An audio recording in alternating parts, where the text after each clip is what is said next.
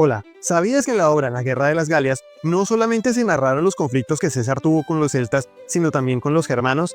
Quédate que te lo cuento todo aquí, en Retrosonancias, el lugar donde la historia susurrará en tus oídos.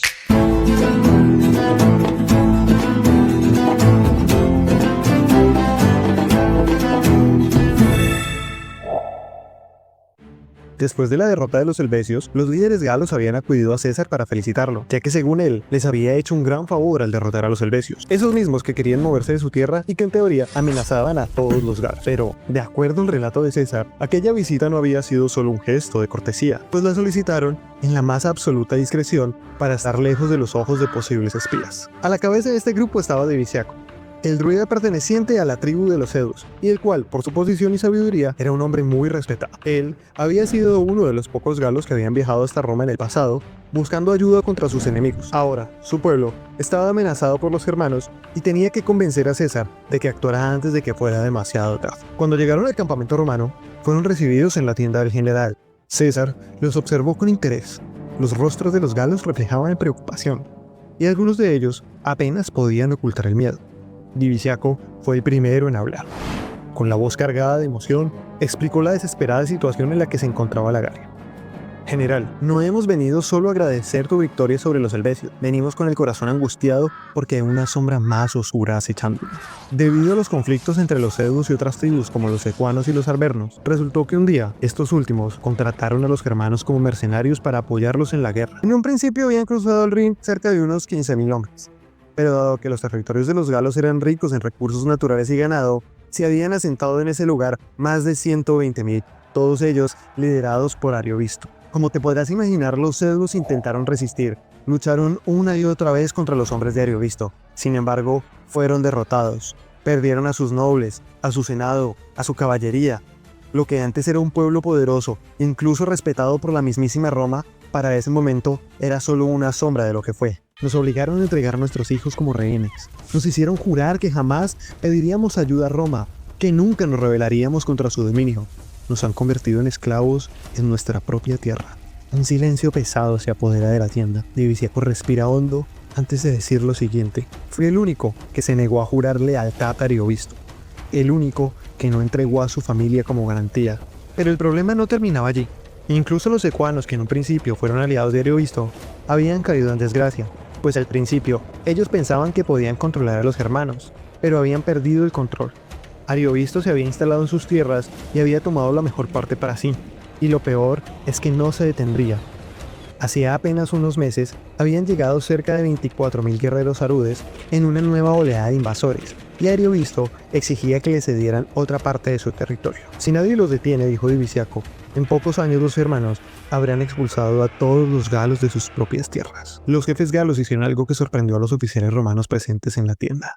Se arrodillaron ante César con lágrimas en los ojos suplicándole que interviniera antes de que la Galia desapareciera bajo el dominio germano. César observó la escena en silencio. Sabía que no era solo un asunto de los galos. Si Ariovisto seguía expandiéndose, no tardaría en poner sus ojos en la provincia romana de la Galia Transalpina, e incluso en Italia. Respiró hondo. Con la voz firme respondió: entiendo su angustia. La situación es bastante grave, pero les aseguro que Roma no permitirá que los germanos hagan con la Galia lo que les plazca. Los galos intercambiaron mirada, pues por primera vez en meses veían un rayo de esperanza. Pero aún quedaba lo más difícil: convencer a Ariovisto de abandonar la Galia sin tener que recurrir a la guerra. Este no era un enemigo cualquiera, pues tiempo atrás el Senado lo había reconocido como rey y amigo del pueblo romano. En teoría, era un aliado. César, que como sabemos era un político bastante astuto, se dio cuenta que este conflicto no solo podría afectar a los galos, sino también al pueblo romano. Pues si los germanos se llegaban a afianzar en la Galia, nada les impediría cruzar los Alpes y amenazar a Italia, como ya lo habían hecho antes los cimbrios y teutones. César, por supuesto, no podía permitir que esto ocurriera, por lo que decide enviar emisarios de inmediato a Ariovisto para ver si era posible llegar a una negociación pacífica. Pero la respuesta de Ariovisto fue un desafío directo. En pocas palabras le dijo a César: si yo tuviera algo que pedirte, iría a verte. Como no necesito nada de ti, ven tú a hablar conmigo. Y como si esto fuera poco, añadió un par de argumentos más. Primero, que no se atrevía a ir sin su ejército a un territorio controlado por Roma. Y segundo, que francamente no entendía qué hacían los romanos en la Galia, porque según él, esa tierra ya era suya por derecho de conquista. Ahora bien, si hay algo que Julio César entendía a la perfección, era el arte de la propaganda.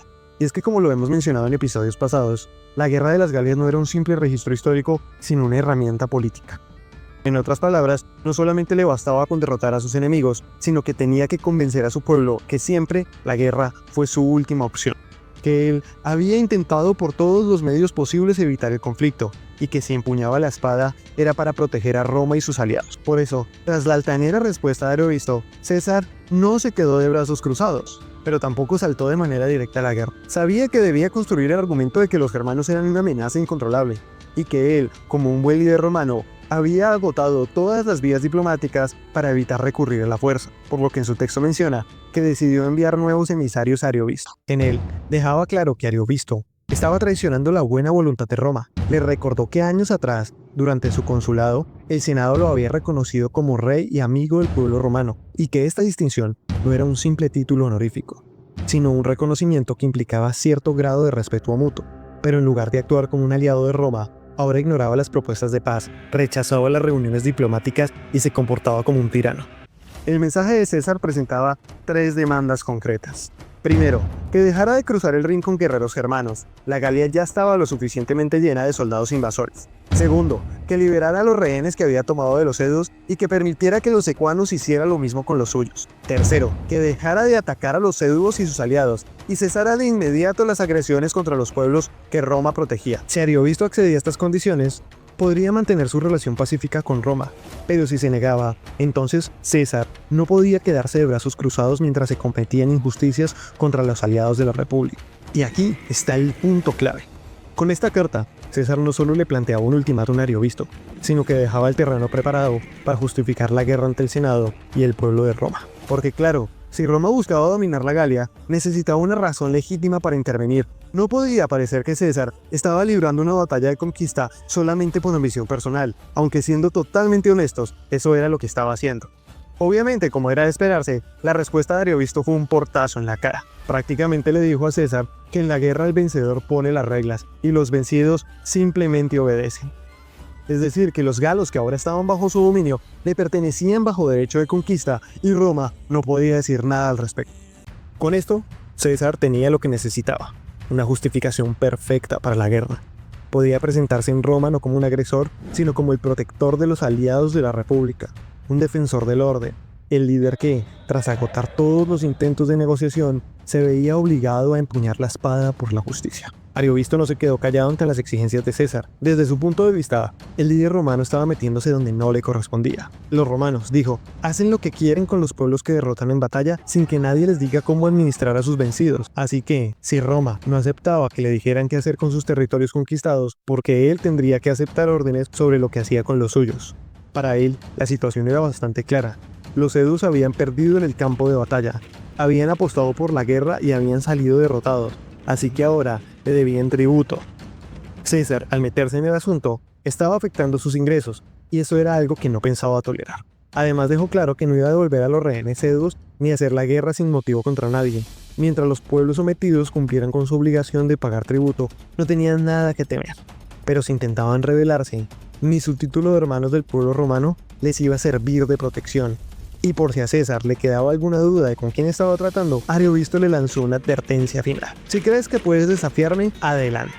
Hasta ahora, nadie ha peleado contra mí sin llevarse una aplastante derrota. Si me atacas, verás de lo que son capaces mis guerreros, hombres que llevan 14 años sin dormir bajo techo, forjados en la guerra. Mientras César recibía esta desafiante respuesta, llegaron los edus con más noticias alarmantes. Le contaron que los arudes, un grupo de germanos recién llegados a la Galia, estaban acabando con sus tierras a pesar de haber entregado rehenes a Ariovisto para garantizar la paz. Pero por si eso fuera poco, los tréveros, otra tribu celta, llegó con noticias aún más alarmantes. Cerca de 100 tribus suevas estaban acampadas a las orillas del Rin y listas para cruzar a la Galia, comandadas por los hermanos Nasúa y Cimberio, y en cualquier momento podrían engrosar las filas de Ariovisto. Para César, por supuesto, esto fue una señal de alerta máxima. Si permitía que estos nuevos refuerzos germanos cruzaran el Rin, su ejército se encontraría en una situación casi imposible de manejar, así que no había tiempo que perder. Sin pensarlo 2 veces, ordenó a sus tropas aprovisionarse de trigo lo más rápido posible y comenzó una marcha forzada en dirección a Ariovisto. El enfrentamiento era inevitable y César sabía que tenía que tomar la iniciativa antes de que el enemigo se hiciera aún más fuerte. norte. Después de 3 días de marcha acelerada, César recibió la noticia de sus exploradores de que Ariovisto se dirigía hacia Besanzón, la ciudad más grande y estratégica del territorio secuano. César entendió de inmediato la gravedad de la situación. Besanzón no era una ciudad cualquiera, tenía una ubicación privilegiada para la guerra. Estaba rodeada casi por completa por el río Doubs, lo que la convertía en una fortaleza natural, difícil de asediar. Además, las colinas que la rodeaban hacían que cualquier ataque frontal fuera una pesadilla para el invasor. Si Ariovisto tomaba la ciudad antes que él, podría trincherarse allí durante meses, obligando a los romanos a una campaña larga y costosa. Ordenó a sus tropas acelerar el paso, marchando día y noche sin descanso. El esfuerzo valió la pena. Llegaron antes que los germanos y tomaron la ciudad. Una vez dentro, César reforzó sus defensas y dejó una guarnición para asegurar su control. Bueno, aquí va un pequeño paréntesis. La guerra de las Galias no solamente quedó registrada en los escritos de César, sino también en la evidencia arqueológica que ha sido encontrada a lo largo de los siglos. Excavaciones recientes han revelado detalles asombrosos sobre los movimientos y batallas de los ejércitos de esta época. Uno de los hallazgos más importantes es el campamento de Besanzón, en donde se han hallado restos de estructuras defensivas, fortificaciones que coinciden con los relatos de César. También se han hallado restos de trincheras y empalizadas en lugares estratégicos, lo que indica que los romanos fortificaron sus posiciones para evitar que Ariovisto tomara el control de la ciudad. Otro descubrimiento clave es el de monedas celtas y romanas en el norte de la Galia, los cuales revelan el impacto económico de la guerra, lo que sugiere que muchas de estas comunidades enterraban sus objetos de valor para evitar que fueran tomados durante los saqueos. Además, muchísimas de estas monedas hacen alusión a líderes galos y su lucha contra Roma. Mientras César preparaba suministros en Besanzón y aseguraba la logística para la batalla que se avecinaba, un nuevo enemigo apareció en su campamento: el miedo. Entre los soldados romanos comenzaron a circular historias aterradoras sobre los guerreros germánicos. Se decía que eran gigantes de fuerza descomunal, expertos en batalla y prácticamente invencibles. Algunos mercaderes y exploradores galos aseguraban que ni siquiera habían podido soportar la mirada de estos hombres en combate. El pánico se extendió como un incendio. No fueron los soldados rasos los primeros en asustarse, sino los oficiales, los tribunos militares y aquellos que habían acompañado a César desde Roma para ganar prestigio, pero que nunca habían visto una batalla real. Muchos de ellos comenzaron a buscar excusas para abandonar la campaña, argumentando que tenían asuntos urgentes que atender en otros lugares. Otros, por vergüenza o por no quedar como cobardes, se quedaron pero no podían ocultar su terror. Algunos lloraban en secreto dentro de sus tiendas, otros maldecían haber seguido a César en una guerra que parecía imposible de ganar. La moral del ejército estaba por el suelo, y César tenía que actuar rápido, pues no podía permitir que el miedo se apoderara de sus hombres antes de enfrentar a Ariovisto. ¿Y por qué tienen miedo?, preguntaba César a sus hombres. ¿Acaso los romanos en el pasado no habían derrotado ya enemigos aún más poderosos?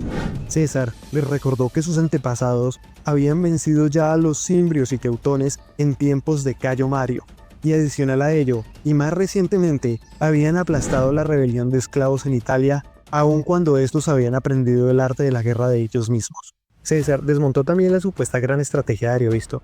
Había derrotado a los galos, pero lo había hecho por desgaste, tras acuartelarse durante meses y atacarlos cuando ya estaban debilitados. ¿Acaso alguien creía que esa misma táctica funcionaría contra el ejército más disciplinado del mundo? Después, dirigió su mirada a aquellos que, disfrazando su miedo con excusas logísticas, se quejaban de la falta de provisiones y de lo difícil del camino. Aquí no había lugar para la insolencia, les dijo. El aprovisionamiento ya estaba resuelto gracias a las tribus aliadas, y el terreno pronto hablaría por sí mismo. Pero lo mejor vino al final, porque César, en un uso maestro de su retórica, puso el honor de su ejército en duda. Mañana, al amanecer, partiremos, y si es necesario, iré solo con la 10ª legión, porque sé que ellos no me fallarán. Este fue un golpe directo al orgullo de sus hombres. La 10ª legión era su favorita, su corte de élite, y ahora les estaba dando el reconocimiento exclusivo de confianza. El resto del ejército iba a quedarse atrás, tragándose su miedo mientras la 10ª se llevaba toda la gloria. Según cuenta César, el efecto fue prácticamente inmediato y la moral del ejército dio un giro de 180 grados. Los tribunos de la 10ª legión agradecieron el honor que les había otorgado César y juraron que estaban listos para la batalla. Las demás legiones, sintiéndose desplazadas, aseguraron que jamás habían dudado de César y que nunca habían sentido miedo. Todos querían para ese momento demostrar su valentía. Con el ánimo restaurado, César tomó su siguiente decisión. Si Ariovisto esperaba que marchara por el camino más predecible, lo sorprendería. Encargó a Diviciaco, su aliado galo de mayor confianza, que guiara al ejército por una ruta alternativa, evitando caminos estrechos y marchando por terreno más abierto. Fue un rodeo de más de 50 kilómetros, pero el objetivo era claro: posicionarse en el mejor lugar para la batalla y tomar la iniciativa. Al 7º día de marcha, los exploradores trajeron noticias clave. Ariovisto estaba a solo 24 kilómetros de distancia. El momento decisivo estaba por llegar. Cuando Ariovisto supo que César estaba cerca, cambió de actitud. De repente dijo estar dispuesto a negociar, ahora que César estaba más cerca, ya que no veía peligro en reunirse con él. César, que había insistido en la diplomacia desde el inicio, no rechazó la oferta, pero tampoco fue ingenuo. Pensó que tal vez, al ver la determinación romana, Ariovisto había recapacitado y estaba dispuesto a llegar a un acuerdo. O quizás, solo quizás, se trataba de una estrategia para ganar tiempo. Se fijó una fecha para la reunión, 5 días después, pero el conflicto ya parecía inevitable. César y Ariovisto están a punto de verse la cara. Las negociaciones podrían evitar una masacre, pero conociendo el ego de ambos líderes, el conflicto es casi inevitable. ¿Logrará César imponerse a los temibles guerreros germánicos o Ariovisto sorprenderá a Roma con una victoria que cambiará el curso de la Galia? Si no quieres perderte el desenlace de esta historia, no olvides suscribirte, dar like y dar clic a la campanita para que no te pierdas el próximo episodio. Nos vemos en la batalla de los Vosgos.